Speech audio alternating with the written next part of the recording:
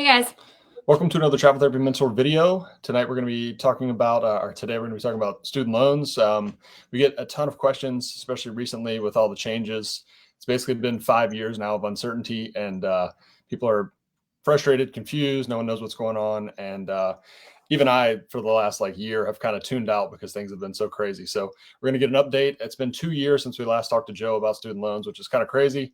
To us, it didn't seem like that long ago at all, but that was back before Save or anything had even come out. So lots of update and refresh you guys on. All right, so we'll do some quick introductions here. We're Whitney and Jared from Travel Therapy Mentor. Many of you guys have watched our page before, watched our lives before, but some of you may be new to our channel. And today we're hosting Joe Reinke from FitBux. And Joe, I'll let you introduce yourself. Yeah, my name is Joe Reinke. I'm a CFA charter holder and founder of FitBux. Started the company about 9 years ago. We've helped over something like 20,000 rehab therapists from PTs, OTs, SLPs, now into NPs and everybody else. So we help basically anybody. But we manage, when it comes to student loans by themselves, about $3 billion in assets and debts. About $2 billion of that is student loans. And that was our first technology that we brought to the market and service back in 2018. So I know way more about student loans than I ever thought I would and want to. But yeah, it's been a fun ride. Yeah, awesome. Well, we're happy to have you. And as Jared mentioned, we've talked a lot about student loans in the past on our page because it's always at the top of people's minds, travelers, non-travelers. What am I going to do about my student loans? And a lot of people go into travel therapy in order to get themselves in a better financial position. And a lot of the number one thing we hear is, I want to pay off my student loans fast. And that's kind of the conventional wisdom, is make more money to pay off my student loans fast.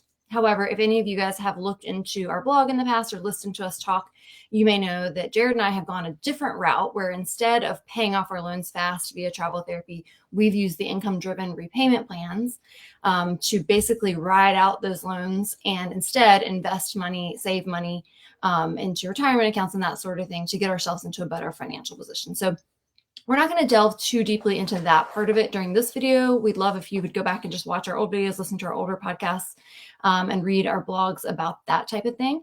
But particularly in this video, we wanted to dive into what's the current state of affairs, because there's just been a lot happening in the last couple of years. There was a pause on student loan payments for everybody, and then there was this new Save plan that came out. So we're going to dive a little bit into that. If any of you guys are watching live today on Facebook, we'd love if you'd just say, hey, hit the thumbs up button, drop any questions that you have in the comments. And we know a lot of you will listen later as well on our YouTube channel and our podcast. So thanks for those that will listen later. Yeah, definitely leave questions, because we try to make an outline, but things are kind of scattered. So we definitely will miss some things. If there's anything we don't cover, feel free to ask. Yeah. So let's start off with just a kind of a bird's eye overview. Jared, can you explain the difference if somebody's just coming out of school, if they're not sure exactly how all the student loan stuff works? What are their options? What options do people typically choose with student loan repayment? So assuming you have federal student loans and not private student loans, your options are very limited. You pretty much just have to go on the repayment plan that you chose. It's a fixed repayment plan. You have monthly payments and you pay it off over time.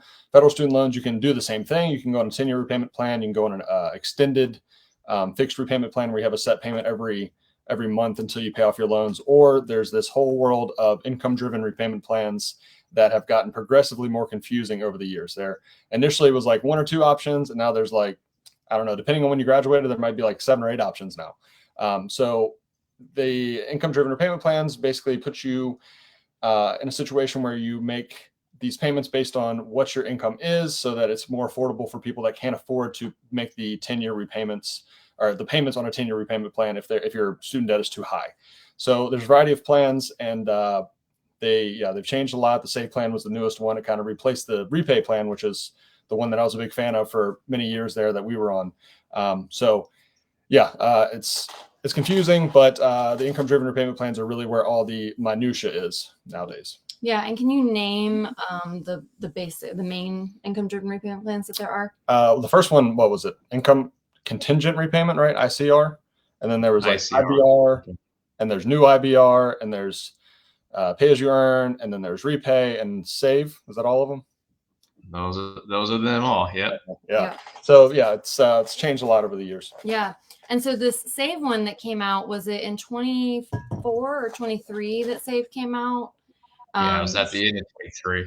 So that seemed like it was just too good to be true, right? And Yeah. it turns out it might have been. Yeah. Jared wrote some articles about the Save plan back when it came out, and we immediately switched to it we were previously on Repay, and we switched to the Save plan. And so many people were very excited about it. This was actually a really good thing for travelers and for a lot of people.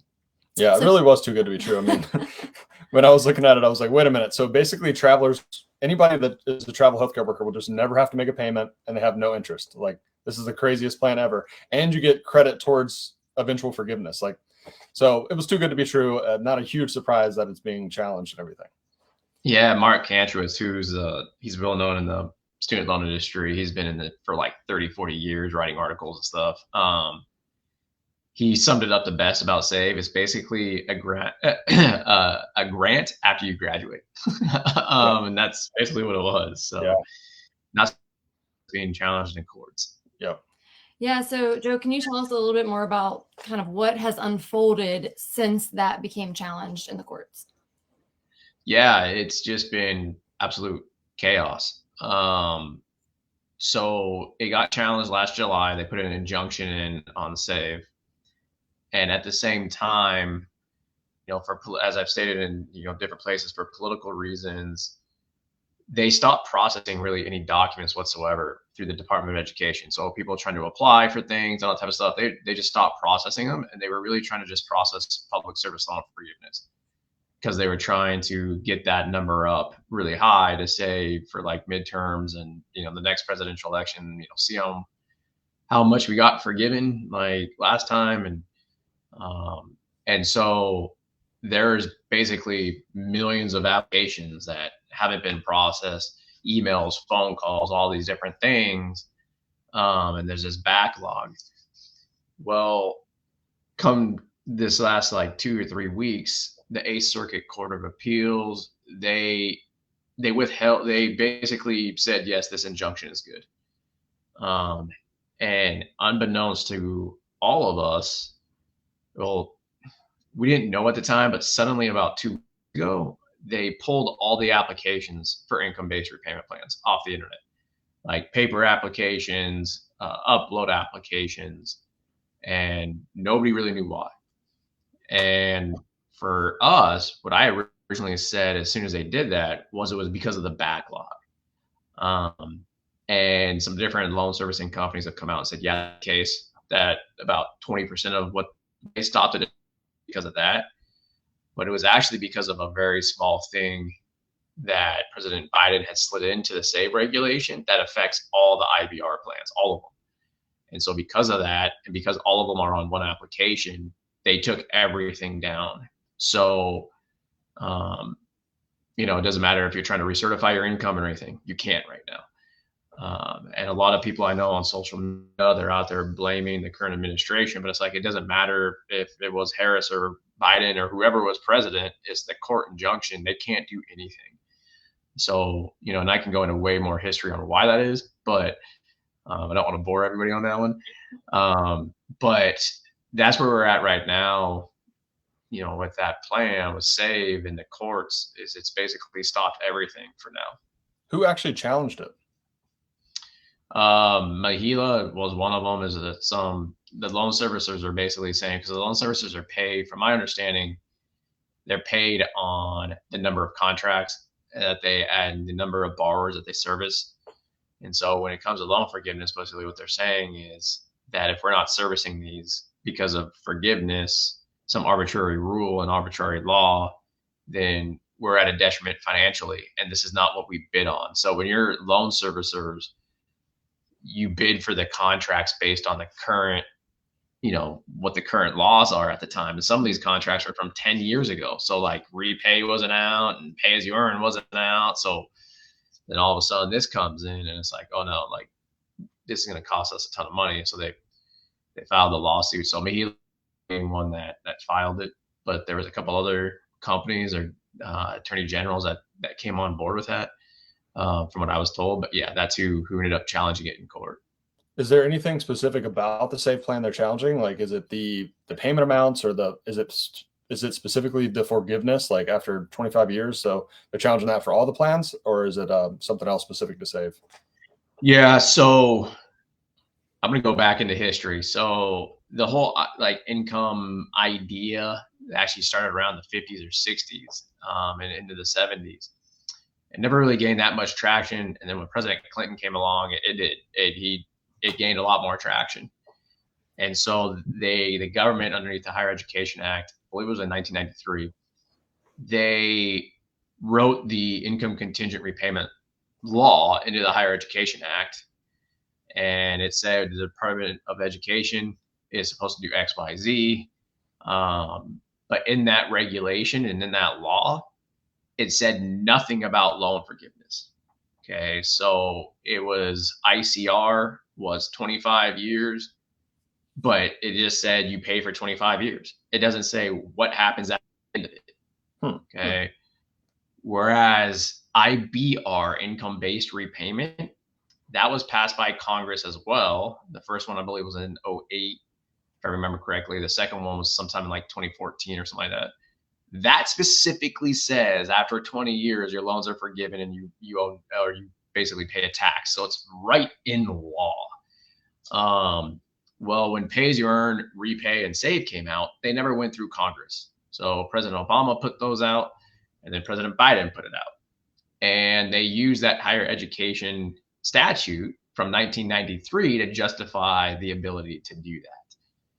And so now that's what's being challenged in court is, one, you guys didn't have the authority to do this to begin with because it's not explicitly stated in that law in 1993.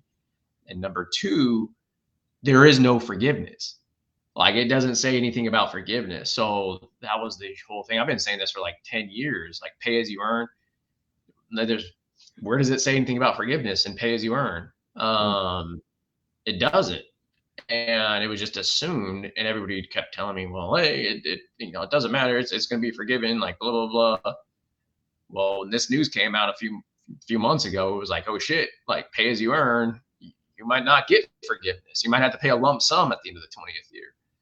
And so we're waiting to hear on that. So long story short, like IBR is still safe because that was passed by Congress. Like, that's not going anywhere, and it's explicitly stated in it.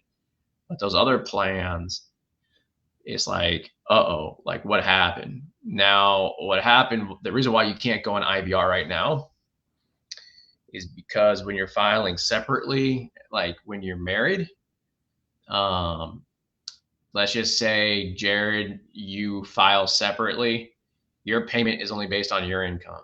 Okay.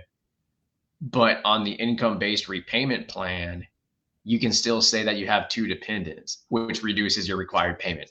Right. That at the end of the day, what Biden did as part of the SAVE regulation was that he was going to change that, where you can no longer do the two dependents if you file separately. It can only be you. Okay. So because he put that into the SAVE regulation, even though it had nothing to do with SAVE, it had to do with IBR, he put it in there. That's why this current court ruling that just happened has affected IBR too. Like, you can't go on IBR right now because part of the whole regulation just got put on pause because of that. Okay. Now it's part of it. So that's why everything's just shut down right now. So there's my long-winded answer. I know that's that was so interesting. long-winded. I didn't know any of that. I know that, like, I know for a while there was problem with like the servicers, like everything was so backlogged just with the servicers, and they didn't know what to do. And now it seems like things are way more even up in the air than that. So everybody's just kind of gridlocked and like doesn't have any answers right now.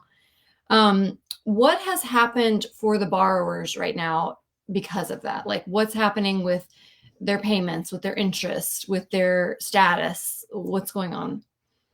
So if you're on SAVE already, then you just are in forbearance right now, an interest-free forbearance. They've stated it's until September.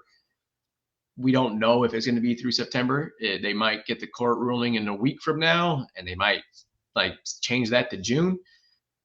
It might take till June to get the court ruling, and they might push that in the next year. Nobody really knows at this point. But for right now, while this is going through all this chaos, if you're on SAVE, you don't have to worry about anything. You're in administrative forbearance. That's interest-free. Unfortunately, none of these months count towards forgiveness. So like if you're on public service loan forgiveness and you're on SAVE, you're not getting anything right now. There's a whole nother topic of PSLF buyback that like actually working. We can talk about that later, but that's something else different. So if you're on save, it's basically just like, hey, just relax for a little bit. Same thing if you're on pay as you earn, because like I said, we don't know what's going to happen to those on pay as you earn. Is it going to be forgiven or not? So it's kind of just a wait and see thing there. Because even if you want to switch to, they're not processing anything. Like you can't. So you can't do anything even if you wanted to. Okay. Now where it's been really chaotic, especially for us at FitBux over the last few weeks, is for people that are on those repayment plans. You have to certify your income once a year in order to stay on them. You can't recertify right now because everything's put on hold. So a lot of those people are freaking out. Like, well, is my payment going to go to like $1,800 a month? No, it's not. They're just going to put you into forbearance until they figure out what's going on with the court case. So long story short, there's no reason to panic right now. You just can't do anything. If your payments are on IVR or pay as you earn and you're paying $300 a month, just keep doing that. And then if this is still going on and you need to recertify, just know, hey, they're going to put me in forbearance. Make sure they put you in forbearance. Don't assume that they did it. So make sure that they do that. But yeah, if you go to like Reddit or some of these other forums and people are like, my payment's going to go to $1,600. I can't afford that. It's like, no, it's not. Calm down. Like, you'll be okay. It's going to go into forbearance. We're thinking that this is going to get resolved in the next couple of weeks. It's not going to be months. It should be a couple of weeks. So the people not on save, everything's normal. Their payments are counting and everything. It's just the people on save on the forbearance that it's not counting. That is correct. It is counting. Like if you're at a nonprofit, it's counting. However, like we have some people that they have to recertify their income this month, before April 8th. Well, if this is not resolved before April 8th, for example, those people will be put on forbearance and now they're not going to get credit because they're not making payments. Okay. Right. There's nothing they can do about it. It's just, we've already seen a handful of people that happen to. It's like, so same thing with you, Jared. Like if you were paying, $200 a month on the save plan and you were still paying that, and then you had to recertify your income, you can't just put on forbearance. Yeah, that income recertification thing has been insane to me because the last time I recertified my income was like the middle of 2019. And I got an email that I don't certify again until February of next year. So that will be almost 7 years since I last recertified my income. It's just like, this has been a really crazy situation. Yeah, Jared, what's your take on that? Because I know we've had a lot of people that have contacted us and they're really upset about things. And you've kind of been like, well, it's worked out really well for us. So I don't know what people are upset about. Yeah. So, I mean, it's kind of crazy because no one could have known how this was going to work out. And when I was doing the math and trying to figure out what was the best for us back in like 2015 when we graduated, I was doing all this assuming that this certain effective interest rate and there would be no pauses and all this. And for me and for us, I feel like this 5-year basically pause that's happened has been better than I ever could have hoped for. I mean, this has been worth, I did the math, it's close to $100,000 in interest that Whitney and I will save during this like 5 to 6 year pause. So, I mean, I understand people being upset about the uncertainty, but like you really couldn't have asked for much more in terms of the finances of this whole situation, because since March of 2020, a lot of people haven't made a payment now that whole time. So you've had plenty of time to save up money, get ahead on your loans, all that stuff. So I have not been upset about it. And that's why I've been kind of like, a lot of people have messaged me and I'm always like, just chill out, wait, see what happens, because it doesn't seem like a big deal to me. It's as long as things are paused and there's no interest, I'm not concerned about it. So once there is more news, then we can reassess from there. Yeah, because it's kind of like you're getting a free loan, right? During this time, it's like you could have taken that money and had it in a high yield savings account or had it in the market or been making payments or whatever. You've had all this extra time to like get ahead financially while this has been paused. And to make matters even better for borrowers, this is also one of the highest periods of inflation during this whole time too. So it's like the purchasing power of that money is being eroded and making the debt even more manageable. So in my opinion, this has been like a major blessing for most borrowers, but I do understand like the frustration with uncertainty and what's going to happen and all that, but it has been good overall. Yeah, wait till you hear about the new IVR plan that they're floating. You're going to be like, wow. When you actually, at first, when you hear it, it's like, ooh, that doesn't sound good. But then when you do the math, you're like, that's really good. Yeah, so maybe we'll touch on that towards the end. But yeah, it's like, we'll see if that gets rolled out. Yeah. Okay. Yeah. And I think, from what I understand, like we said, it seems like for a lot of people, this has probably been a good thing. Although people don't like uncertainty, but I do think that probably the folks that have been working for a nonprofit, if it's been paused for them, that's probably the people who are getting hurt the most, because that their time that they're sitting there working at their job is not counting toward their forgiveness that they thought. Yeah. So I think that those people are probably getting screwed over the worst. But that's only been since July, right? Yeah, that is correct. And the good news is that so the Biden administration rolled out this thing called PSLF buyback, where that's happened to you. That when you hit like what would have been month 120, you can fill out a form, send it in, and they would calculate a hypo payment from these months that you've been on forbearance. And they might say something like, all right, Jared, had you been in repayment during that time instead of forbearance, you would have paid a total of $5,000. So you can send in $5,000 at one lump sum, and that will count for those months, and then it gets forgiven. Okay. And that was a Biden thing that he put out, and there were Republicans that were on board with that too, and kind of up in the air, like, hey, is this thing actually going to stay put? Once the new administration comes in, and we have gotten word over the last week that they have continued to process those. So in my opinion, like I'm a lot more confident on where that's at right now than I was, just about 3 weeks ago. So, if you're on PSLF and you're in forbearance, there may be some other ways for you to get these months back. So again, don't have to stress too much about that either. So at this point, there's really not many people that are actually being hurt by any of this, and unless there's major changes in the future. But as of today, like what we know, things have mostly just been either a net neutral or net benefit. Yeah, the most of the chaos is coming around two things. Why people are so stressed out is because they're getting generic forms from like the loan servicers, and they're looking at like the 10-year standard plan payment, and they're freaking out like, I can't afford that. And you're like, yeah, you can't, but you don't need to worry about that. Yeah, that's one reason. The other reason, those that do know some of the, like I saw somebody message me the other day. She's like, my payment's going to go from $200 to $700. Like, I can't afford that. Like, what am I supposed to do? And it's like, that's why they're freaking out. They're preparing for it to go up, because it will go up. It's going to go up regardless of what's going to happen in the court. It's about a matter of how much it's going to go up. And so people are freaking out because they know it's going to go up. And it's like, for me, I hate to say this, but that person that messaged me, I know who they are because they're a FitBux member. And I'm like, well, you have $1,200 in car payments. Like, so you can afford the $700 in student loan payments for $600. You just rather put that money somewhere else instead of your student loan. So for a lot of people, it's going to really have to reevaluate where their money's going is what it means, and really take this time to evaluate what they're doing financially. So for the people that are freaking about the future, worst case scenario would probably just be that pay as you earn, repay, save are all gone, but IBR is still there. Everyone goes on IBR. So that's still a decent plan. It's not terrible. So worst case scenario, you're still getting an income driven repayment plan that's passed by Congress. It has forgiveness included in the bill. So that's like the worst case scenario, and it's still not that bad, right? Correct. Yeah. And the newer borrowers, they're not complaining that much because it's the same thing as pay as you earn. It's 10% of your adjusted gross income.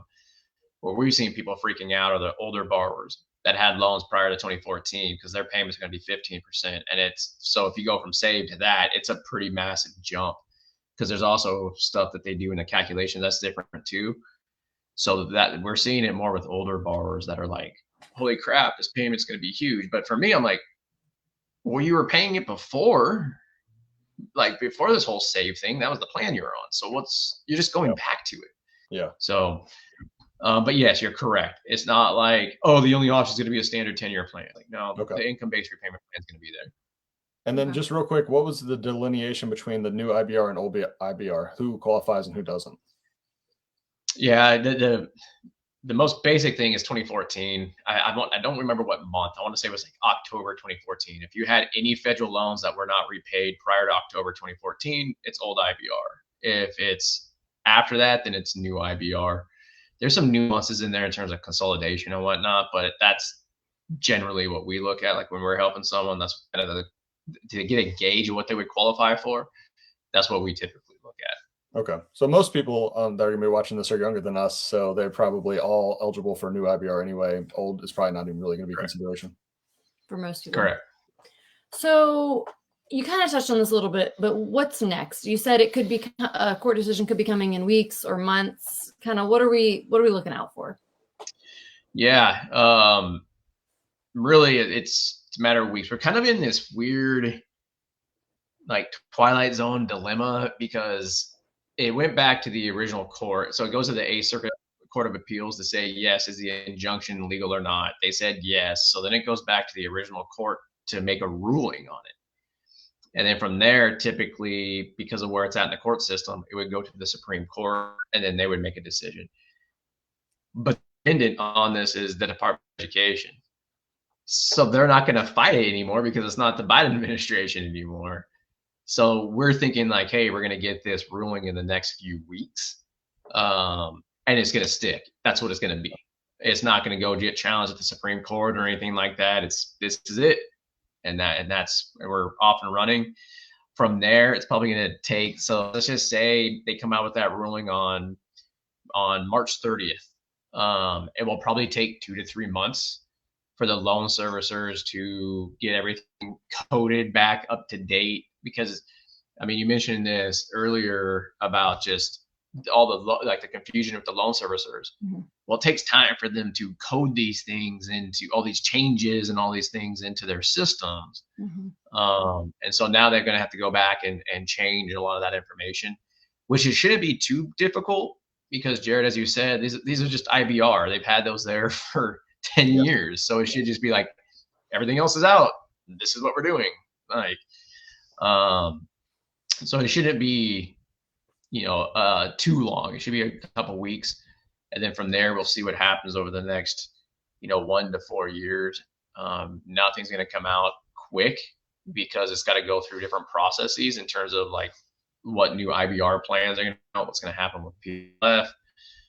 It's going to take some time for that stuff to go through. I know on Friday they did an executive order for PSLF, so people are freaking out about that. But to me, from what I've seen in it, there's nothing to freak out about yet because there's nothing in it really. It's just there's no details. So that's what we're looking for the next few weeks. Right. I think something else that will help some people that are nervous is that a lot of these big changes that could happen, a lot of times they won't apply to current borrowers, right? I mean, if there's like real major negative changes, these politicians don't want the backlash of millions of people being affected. They want things going forward to be this new thing. So anyone that's like really freaking out right now, just remember, even if there's a change of PSLF, even if there's like, they roll all this stuff back, like a lot of this stuff might not even apply to current borrowers. We just have to wait and see. Correct. And even, I'm going to butcher this initials, but it was like the CCRA that was pushed out, I think it was last year. The changes wouldn't, for like the new IBR plans and stuff, wouldn't take place until June of 25, which is coming up. But it was only going to be for new borrowers. It's not for old borrowers, so you'd be okay. Even one of the most drastic ones in there was to get rid of Grad Plus loans, and that would be phased in through 2028. So, even if you're in DPT school right now, you wouldn't have to worry about how am I going to fund it. Like, well, you still have grad loans through 2028. You're going to be fine. Okay.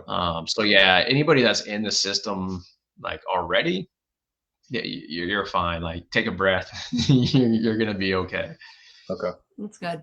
So you anticipate that most likely the outcome is going to be that they're going to simplify these income-driven repayment plans to where there aren't all these different ones. There's probably just going to be one or something new that they're going to come out with moving forward.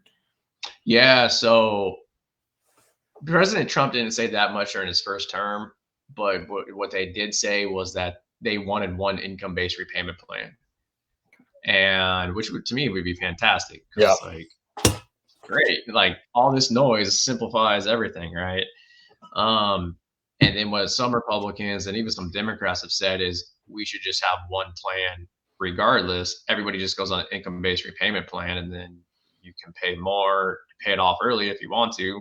So, I mean, without getting into the math, I know, Jared, you know this, but it's like you can go on an income-based repayment plan and still pay it off in 10 years, like, or shorter if you still really want to pay it off fast.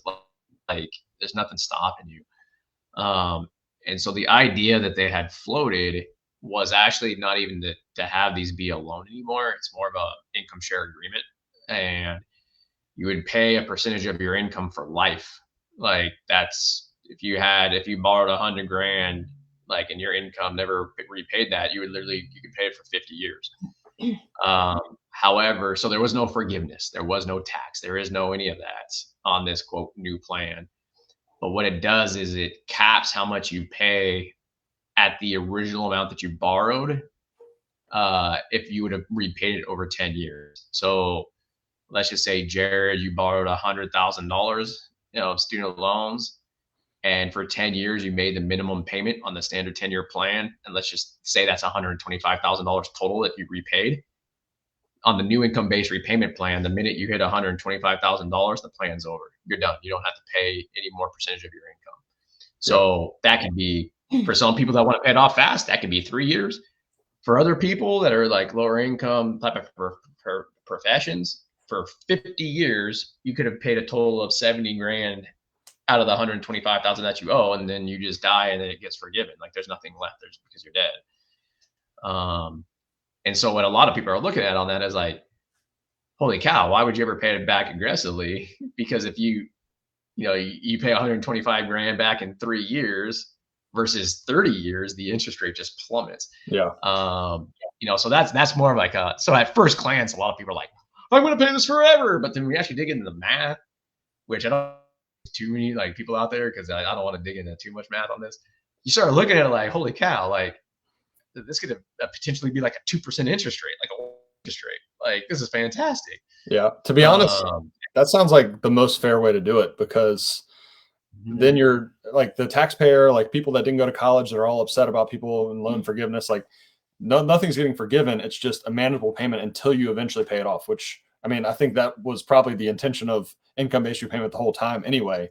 And then they started adding in things like forgiveness and stuff, which made people like me be like, oh, wait a minute, I can game this and try to get this forgiveness. Okay, this makes sense. But otherwise I would have done that definitely, like just pay this, what I can pay until it's paid off and be done with it.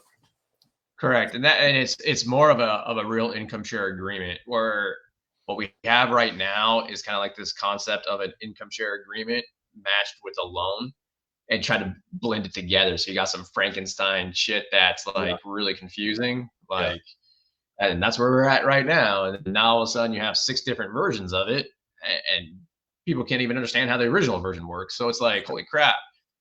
So it's a lot easier for a borrower to be like, hey, like I have to pay this percentage of my income.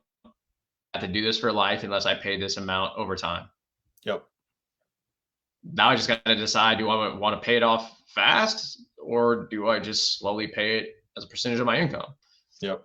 Like, that's the decision. So I kind of want that to pass. I think it would actually be really good. We'll see what happens. Is that an actual bill that's been proposed, or is that just like just discussion? So this, I believe, I might get these initials wrong. It says CCRA, I think it is. And it was something that House Republicans, I believe, put last year of what they would want to change in student loan, just in general. There's a lot of different things in it besides this. And obviously last year it didn't go anywhere through Congress, but recently, about a week or two ago, the budget reconciliation bill was passed. And without getting too deep in, what legal experts that I've talked to have said is that bill passing and the stuff that's in it now paves the way for the stuff that's in the CCRA to actually be discussed and be law, and start drafting out some of these laws. And because, the Republicans currently own all 3 branches of the government, you may see a number of them actually take place. Now, a lot of them, I don't get enough Republicans to say yes. So there are some things in there about like PSLF. I don't see jumping on that, because PSLF is a tremendously program. Left that I don't, and even don't think he's on board with a lot of that stuff. So I don't think that that stuff will get passed. But some of these other things, like the IBR plan that we just talked about, it might. because they might get, like 51 Republican senators to say yes, even if they don't get any Democrats to go along with it. So, but it basically just pays away. So no, none of them are law yet. None of them have even put into bills yet.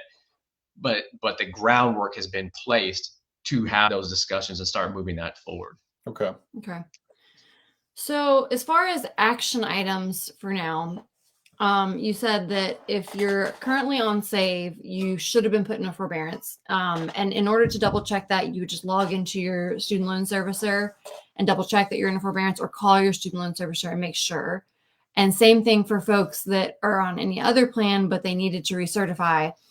They're not able to do that right now, so they should be put on a forbearance. So if they want to double check that, just check with their student loan servicer. Yeah, the loan servicer and studentaid.gov. And if you guys are getting stuff in like emails or in mail saying like, hey, your payments start in May and it's $300, I believe that's probably just a generic email or stuff going out of their systems. Without getting too into the reason why, I just think that it's a generic thing going out. If you don't have a payment and you're on forbearance and that's what it says on the loan servicer's website and on studentaid.gov, that's what you're in. Like, ignore that form that they probably just a generic thing that they put out into the mail to you. Okay. Okay.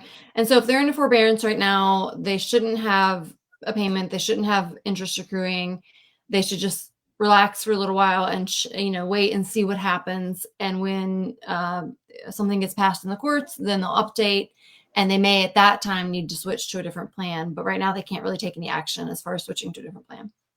That's correct. Especially if you're on SAVE, the interest is basically not being accrued right now. But if you're on like and then you're put on forbearance, it will accrue because there is no like law around that.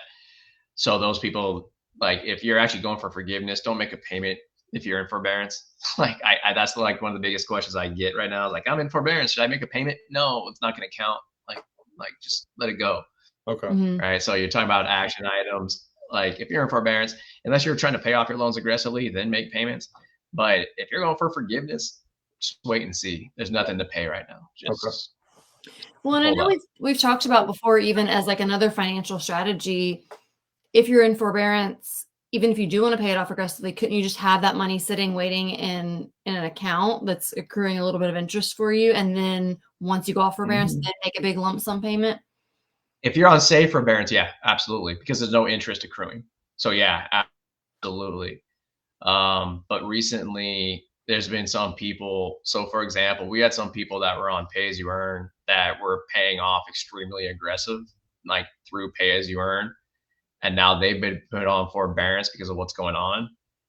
Pay as you earn is still accruing interest. Okay. So the only ones that are not accruing interest are the people that were on SAVE. Okay. And so that's where, again, this stuff is so confusing. Like, I mean, since December, like, we've been on about, each person at FitBux has been on about 20 to 25 phone calls a day, because it's so nuanced. Like, which plan am I on? Like, am I accruing interest? Am I not? Like, it's just like, yeah. So yeah, it's been a little crazy. Right. And that's what I was going to say. We could sit here and go back and forth about, like, if you're on this, do this. If you're on this, do this. But really, at the end of the day, I think that if you have questions about your specific scenario, first go to your student loan servicer or studentaid.gov and try to get an assessment of what it says. Second, go and set up a call with FitBux so that way they can help, guide you on your own personal situation, because it's hard for us to give blanket advice since there are so many different things happening right now. Yeah. Yeah. And one of the things you talk about, like action items for people to do, we know SAVE is going to be gone and that IBR is there. So earlier I mentioned, like, people know your payments are going to go up. Every single person should be building out a financial plan right now saying, so that way I'm prepared for this. So that way I'm not blindsided by this monthly payment. What is it going to be? What do I need to adjust in my financial plan, and start doing that now? So that way you're ready for when it comes. And I know I say that as advice, probably about 30% of people that hear that will actually do it, and the other like 70% will wait. Yeah. But try not to, because it's coming. Like, if you're on a loan forgiveness plan, you're going to be going on to IBR probably, and you have to know what those payments are, how to adjust your life. Yeah, and especially like, for example, if you're married, should you be filing separately? How does it affect it? Um, those are the things that you should be looking at now, so that way you're prepared. Because the more that you're prepared for this stuff, the less stress you're gonna have, the less anxiety that you're gonna have, because you're gonna know and you're like, good, I got a plan ready for it. If you're waiting and you're crossing your fingers and hoping for the best, it's like that's not gonna work. Yeah. Like, you're gonna be in for a rude awakening in a few months. So prepare, right? Start building out your financial plan and adjusting it and figuring out what you got to do with other aspects of your life. Yeah, it's interesting. We get a lot of questions because Jared, writes a lot about finance from travelers and from different people. Some clinicians reach out to us that aren't even going to travel. And people come out of school and they feel really confused about student loans. They feel really confused about investments. I have this paycheck now. What should I do with it? And the number one thing we tell people is just start saving. It doesn't really matter yet if you're putting it all in all the right buckets. It's just that you need to set up a lifestyle to where you're not spending more than you make, to where you're setting aside a certain amount of money. And of course, then you can get with a financial advisor, whatever you need to do to decide what buckets am I going to put in? How much am I going to put towards student loans versus how much am I going to put in my 401k? What investment accounts should I be? And so forth and so on. But the number one most important thing is that you just need to be saving. You need to be, setting up your life to where you're not spending more than you make. Yeah. Yeah. No one got rich spending more than they make. Yeah. Yep. No, you're right. And that's oftentimes what, again, I'm speaking at TravCon in a few months, and even at CSM a few weeks ago. That's one of the main things I emphasize is keeping it simple. And even when you do have money, keep it simple. It's actually ironic that you brought that up, because I don't know if it came out this week or if we're releasing it next week. I just did a podcast on like the number one thing that this whole student loan chaos stuff should teach you is, what do millionaires do? They don't make things complex. Yeah. It's very simple. Like, the more simplicity you have in your finances, the easier your life's going to be. And, at some point, maybe you can start doing like crypto trading, right, Jared? And all that other fun stuff. But it's like, in the beginning, just keep it simple. And for most people, that's all you're going to have to do. You're not going to have to do all this other stuff. Now, like, once you have money and you want to do, some more things and play around with stuff, great. But yeah, keep it simple. I mean, I had a student the other day that's just graduating, has $2,000 in savings, and he's asking me about investing in the stock market, in individual stocks. And it's like, no, like, you're way overcomplicating this. Like, get like 10 to 15 grand saved. How about that? Like, that should be your first goal. Yeah, we do calls sometimes with people that took our course, and several people will ask questions about, like, they're on their first travel contract and they're asking questions about asset allocation. And it's like, that's going to be important eventually, but right now that's just like, you have so little that you can invest that it's really not even worth the effort. So just like, really, just instead of learning about asset allocation, just try to make as much as you can and save as much as you can right now. Like, early on in your career, that's by far the most important thing. Yeah, living below your means and building up. First of all, you want to have a nest egg, an emergency fund.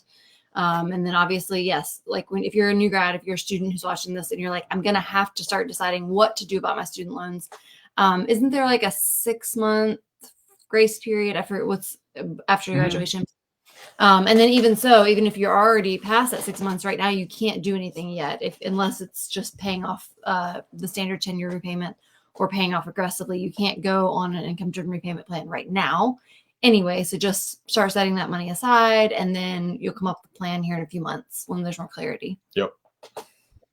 Yeah, no, absolutely. And I love that advice, because that's what I always try to tell people. Because, I mean, we help everybody with everything, because it's financial management, right? So we help with everything from home buying to investments to all that. And we've started to put out more investments like content. And so people are starting to understand, like, my background's actually investing. And so now I'm starting to get more questions, option trading, and, and I haven't even put out that content, and people are asking me about it. And I'm like, guys, like you don't need to make it this confusing. Yeah. Like, this is not, it's not worth it. Mm-hmm. Like, it's not fun. And, I've trained a number of day traders, for example, and I tell them all, like, I'll train you on this, like a few of my buddies. And it's like, I'll train you on this. But when you actually start learning these things, you're going to realize that you can spend about 1/100th of the time and make just about the same amount of money with a lot less stress. Yeah. Sure enough, every single one of them, after like a year or two, they're like, yeah, we see what you're saying now. Like, this is not even work. It's like, yeah, like it's not. So keep it simple. Yeah. Well, I've heard you tell your story before, Joe, about like why you started your business. So for those that don't know, Joe's wife is a physical therapist, and correct me if I'm wrong, but you started this because you were like, people who are physical therapists and caregivers and healthcare professionals, we need to be spending our time doing what we're good at, helping our patients. And we don't need to be spending so much time figuring out our finances. Like, yes, you do want to spend a little bit of time to make sure that you are saving and investing and your money is doing good things, but you don't need to become a day trader or a finance expert on the side. That's why we have resources like FitBux and, financial advisors that can help you with that so that you can go live your life and just, make sure you have your money in the right buckets and then just move on. Correct. Yeah. And that's like because I've done a lot of behavioral research into this stuff. And actually the original system that we've now incorporated at FitBux, I never dreamed of ever turning into technology. I was doing all that research and stuff because I'm a finance guy. And I was like, how do I do this for myself? Like, how do I simplify this? Because I don't want to sit here and look at this stuff all day long. And then when I got into wealth management, I was just like, there's got to be a way to build a technology that makes this affordable. That's number one. And number two, I also saw the extreme biases that financial planners have. And it's nothing against them. Like, they're not out there trying to screw people. It's just they have limited knowledge. And the way the financial services industry is set up, you make money certain ways, which means pushing people into products that they don't necessarily need. And for me, I'm like, well, how can you build something that's affordable, but also put you into the right products at the right time when you actually need them? Because when you do the math out, people going into the wrong types of products, it literally costs them hundreds of thousands, if not millions of dollars over their lifetime. And so if you do that and then you simplify it, and we can do the heavy lifting for you on the back end. Now, like when you go to PT school, you go to be a PT, you don't go to become a financial expert, right? So now when you're treating patients, like if you're stressed about money and anxiety, that's going to bleed into what you're doing with patients. Patient outcomes are going to start getting hurt and all that type of stuff. So it's like, okay, well, we can alleviate that stress. Great. Like, you can go be a PT, you can go be an OT, you can go be an SLP, you can go be an engineer, you can go do what you like to do and not have to worry about this other part of your life because it's being taken care of. So at the heart of what we did, that's why we started it. We still had a lot to build in my opinion, but it's coming along and it's been a fun journey. Yeah, that's awesome. Yeah, well, I'm glad that you did create it, and you've got a lot of great resources for people as far as the student loan management as well as the financial management. So for those of you that are watching or listening, if you haven't, go check out FitBux. It's FITBUX. And they can answer your questions about your student loans. And then if you want to get into, the financial planning stuff too, they can help you with that too. Yep. All right. Well, Joe, thank you for joining us. Hopefully this provided some clarity for folks on kind of, what the status is right now. And then we'll keep an eye out. I'm personally going to keep an eye out on your page and your YouTube for the updates because it's been a lot for us to keep up with. Even Jared, I'm like, hey, Jared, what's going on with these court things? And he's like, I don't know. We just had a baby. Yeah. I haven't been keeping up with it. So hopefully in the next few weeks or months, we'll all have a little bit more clarity. Yeah, we'll have to. That's why. Yeah, and just to let everybody know too, like I try, because like right now with student loans, there's literally stuff coming out left and right, like every other day, and I try not to like be like some of these guys on YouTube where they're just trying to drive engagement so they can beef up their channel. So they're coming out with stuff, they make it sound all dramatic. So I try to make it so it's like, okay, when there's actually information that's useful or something big happens, an example, they came out on Friday with this whole Department of Education thing with the executive order for PSLF. There's like nothing in it. It's kind of like just nothing.